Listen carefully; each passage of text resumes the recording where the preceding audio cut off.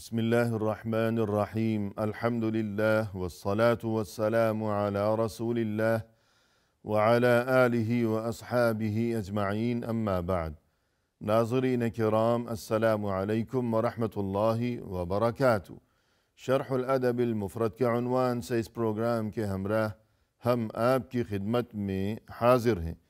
آج کی اس ملاقات میں ہم آغاز کر رہے ہیں امام بخاری رحمہ اللہ کی یہ کتاب کہ جس کا نام ہے الادب المفرد۔ اس کتاب میں یہ باب نمبر 215 کہ جس کا عنوان قائم فرمایا ہے امام بخاری رحمہ اللہ نے، فرمایا کہ باب من اتخذ الغرف، یعنی وہ انسان کہ جس نے تہو بالا یعنی اوپر نیچے متعدد منزلہ مکان تعمیر کیا۔ غرف یہ غرفہ کی جمع ہے۔ غرفہ اس دور میں کہا جاتا تھا اس مکان کو جو کہ بالا خانے کی شکل میں ہو۔ بالا خانہ یعنی نیچے بھی مکان ہے، بالا یعنی اوپر بھی مکان ہے کہ مثلا 2 منزلہ ہے یا 3 منزلہ قسم کا مکان ہے۔ اور ناظرین کرام اس سے قبل ہم نے ایک باب پڑھا تھا جس کا عنوان قائم کیا گیا تھا کہ التطاول فی البنیان، یعنی بہت ہی بلند و بالا قسم کی عمارتیں تعمیر کرنا۔ تو یہاں یہ جو نیا باب ہے من اتخذ الغرف، جس کسی نے بالا خانہ تعمیر کیا، تو یہاں اس عنوان کے تحت امام بخاری رحمہ اللہ نے یہ جو اثر درج فرمایا ہے کہ جس کا نمبر ہے 458، چونکہ اس میں وہی تذکرہ کیا گیا ہے کہ جو اس سے قبل اسی سے ملتی جلتی گفتگو مفصل طور پر کی جا چکی ہے، لہذا ہم یہاں تفصیل میں جانے کی بجائے اسی اشارے پر اکتفا کرتے ہوئے آگے بڑھ رہے ہیں۔ اس کے بعد ہمارے سامنے یہ نیا باب ہے کہ جس کا نمبر ہے 216، اور اس نئے باب کا عنوان قائم فرمایا ہے امام بخاری رحمہ اللہ نے، فرمایا کہ باب نقش البنیان، یعنی عمارت پر بہت زیادہ نقش و نگار کیا جانا، کہ کسی نے کوئی عمارت تعمیر کی ہے یا اپنی رہائش کے لیے کوئی مکان تعمیر کیا ہے، اب اس مکان کی سجاوٹ کی غرض سے فضول خرچی کرتے ہوئے اگر کوئی انسان اس میں بہت زیادہ نقش و نگار وغیرہ کا اس نے سلسلہ کر رکھا ہو، تو یہ چیز گویا کہ فضول خرچی میں چونکہ شامل ہے، لہذا یہ ناپسندیدہ چیز ہے۔ یہاں ہمارے سامنے یہ حدیث ہے کہ جس کا نمبر ہے 459، فرمایا کہ عن ابی ہریرہ رضی اللہ عنہ عن النبی صلی اللہ علیہ وسلم قال لا تقوم الساعة حتى يبني الناس بيوتا يشبهونها بالمراجل۔ ابو ہریرہ رضی اللہ عنہ نے فرمایا کہ رسول اللہ صلی اللہ علیہ وسلم نے یوں ارشاد فرمایا ہے کہ قیامت اس وقت تک برپا نہیں ہوگی یہاں تک کہ ایسا دور آئے گا کہ یبنی الناس بیوتا، لوگ اس قسم کے مکان تعمیر کیا کریں گے کہ یشبہونہا بالمراجل، کہ ان میں اس قدر زیادہ نقش و نگار کیا گیا ہوگا کہ جس طرح کپڑوں میں لباس میں نقش و نگار کیا جاتا ہے، یعنی جس طرح کپڑے ہوا کرتے ہیں کہ وہ پہننے کے کپڑے ہوں یا اور کسی مقصد کے لیے، یا مثلا کوئی پردہ وغیرہ لٹکایا جاتا ہو دروازوں یا کھڑکیوں پر، یا نیچے بچھانے کے لیے یا بستر پر بچھانے کے لیے فرض کیجئے جو چادر ہوا کرتی ہے، تو یوں کپڑوں میں جس طرح یہ عام رواج چلا آ رہا ہے قدیم دور سے کہ بہت زیادہ نقش و نگار اور بیل بوٹے پھول پتیاں وغیرہ یہ تمام چیزیں بنائی جاتی ہیں، یہ نقش و نگار۔ کپڑوں میں تو یہ معاملہ درست ہے، لیکن باقاعدہ گھر کے یہ در و دیوار کے ظاہر ہے کہ کوئی کپڑا ہے، اس پر وہ پھول بنایا گیا، پتی بنائی گئی، وہ تو ایک چھوٹی سی چیز ہے، لیکن یہ گھر کی دیواریں اور یہ چھت اور یہ فرش یہ تو کوئی چھوٹی چیز تو نہیں ہے۔ تو یوں اتنے بڑے بڑے یوں گویا کہ اتنا بڑا اس کا حجم ہے، تو یوں نقش و نگار کے دیواریں بھری ہوئی ہیں، چھتیں بھری ہوئی ہیں، تو یہ چیز گویا کہ ناپسندیدہ ہے، کیونکہ یقیناً اس میں فضول خرچی پائی گئی ہے۔ اور اس کے علاوہ ناظرین کرام، بقول اہل علم یہ جو مراجل کا لفظ یہاں استعمال کیا گیا، مراجل یعنی وہ کپڑے کہ جن میں نقش و نگار کیا گیا ہو، تو اس قسم کے مکان لوگ بنایا کریں گے قیامت کے قریب، یعنی قیامت کے قریب جو زمانہ ہوگا، لوگوں کی جو اخلاقی کیفیت ہوگی، تو وہ کیفیت یہی ہوگی کہ انتہائی زوال و انحطاط، کہ یہ دنیا انسانیت یہ انتہائی اخلاقی پستی کا شکار ہو چکی ہوگی، کہ جس طرح رسول اللہ صلی اللہ علیہ وسلم نے فرمایا کہ قیامت اس وقت تک نہیں آئے گی کہ جب تک روئے زمین پر کوئی ایک شخص بھی اللہ کہنے والا ہوگا، کہ اپنی زبان سے اللہ کا نام لینے والا۔ مقصد یہ کہ قیامت کے قریب جس قدر یہ زمانہ آگے بڑھے گا تو برائیاں بڑھتی چلی جائیں گی، تو اس دور کی جو صورتحال ہوگی، قیامت کی جو نشانیاں ہوں گی، تو یقیناً وہ ناپسندیدہ چیزیں ہیں۔ تو یہ بات کہ لوگوں کا اپنے گھروں کو خوب نقش و نگار سے سجانا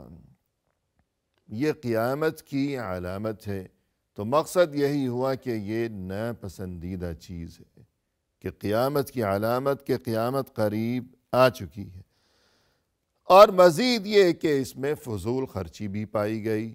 اور فضول خرچی سے منع کیا گیا ہے۔ تو یہ لفظ جو استعمال کیا گیا کہ یشبہونہا بالمراجل، کہ ایسا نقش و نگار کہ جس طرح کپڑوں پر نقش و نگار کیا جاتا ہے، لیکن متعدد اہل علم کے بقول یہ مراجل رجال سے ہے، یعنی انسان، آدمی، رجل، رجال۔ تو مقصد یہ ہوگا کہ گھروں پر وہ لوگ تصویریں بنایا کریں گے انسانوں کی، یا اسی طرح بعض نسخوں میں ہم دیکھتے ہیں کہ مراجل کی بجائے یہ لفظ ہے مراحل، ہا کے ساتھ، کہ مراجل جیم کے ساتھ،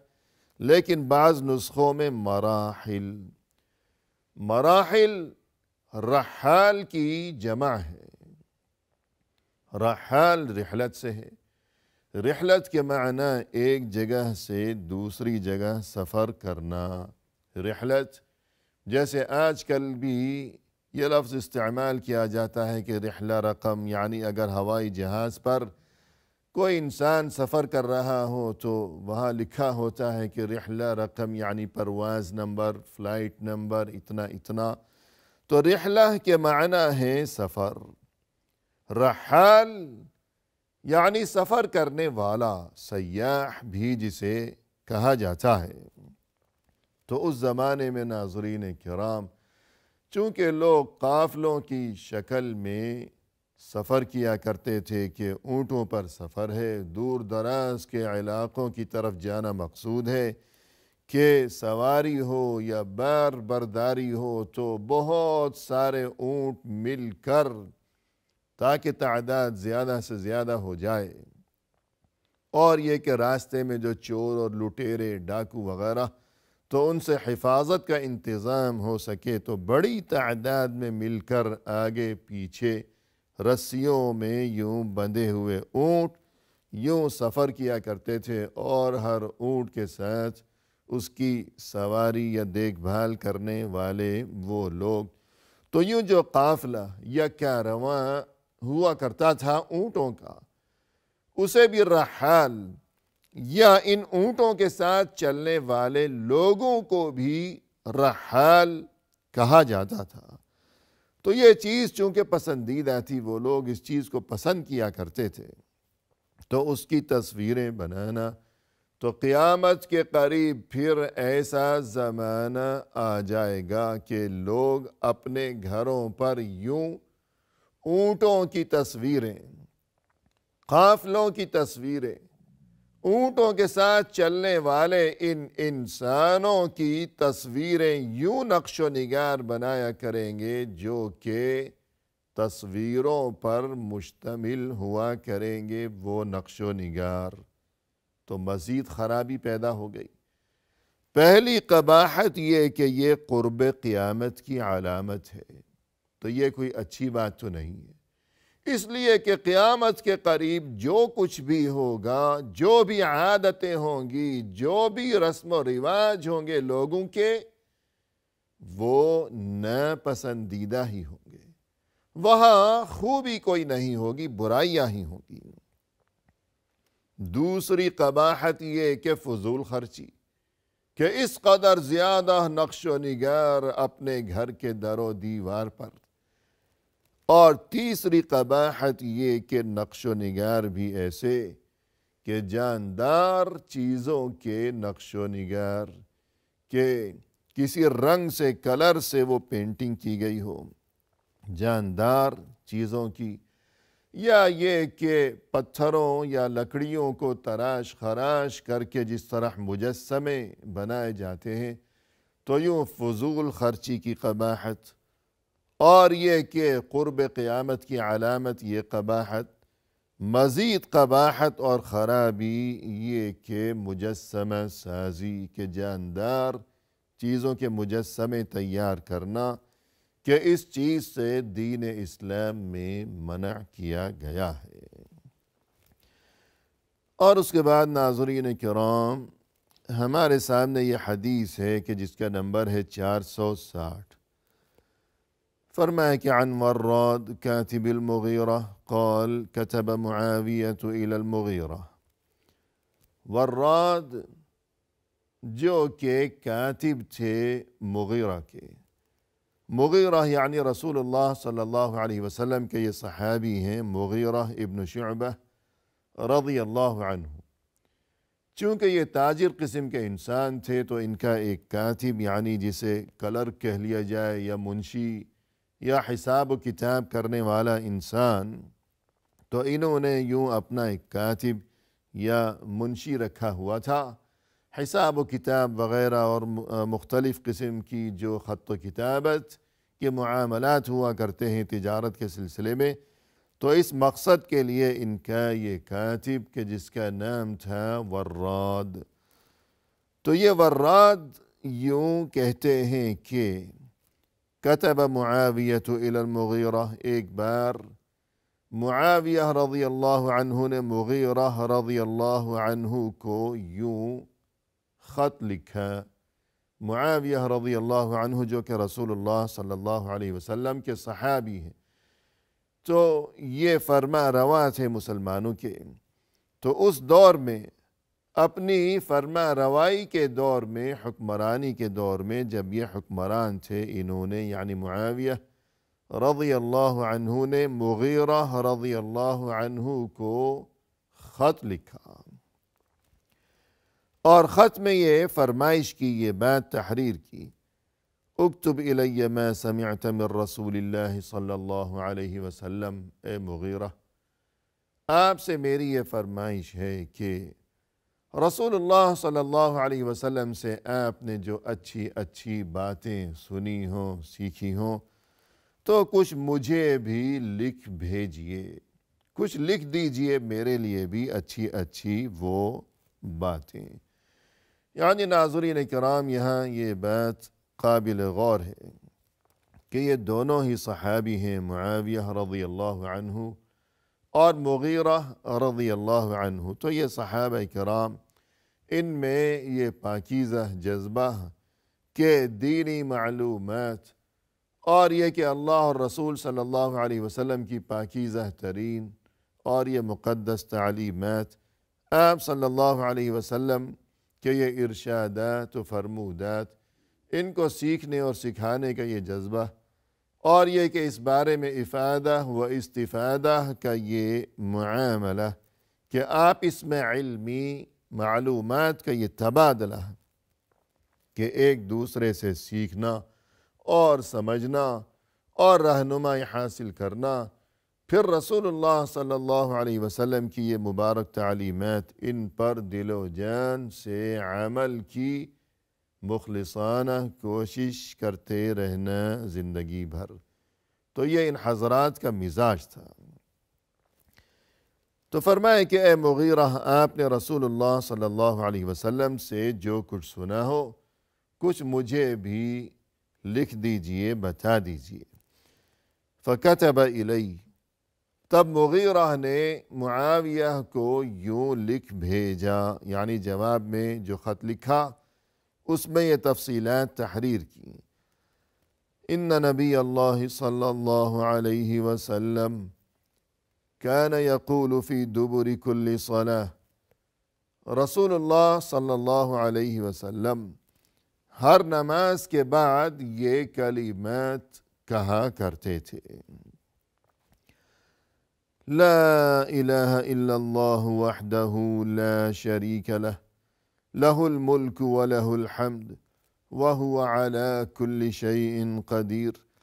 اللہم لا مانع لما اعطیت ولا معطی لما منعت ولا ينفع ذا الجد منک الجد۔ یہ کلمات کہ سب سے پہلے یہ کہ لا الہ الا اللہ وحدہ لا شریک لہ، یہ مبارک ترین کلمات، اور یہ کہ ان مبارک ترین کلمات میں ناظرین کرام ہمارے لیے کیا مقدس ترین تعلیمات اور کیا قیمتی ترین پیغام پوشیدہ ہے۔ اس بارے میں مفصل گفتگو لیے ہوئے انشاءاللہ آئندہ ملاقات کے موقع پر ہم حاضر خدمت ہوں گے۔ اس وقت تک کے لیے فی امان اللہ، وآخر دعوانا ان الحمد للہ رب العالمین۔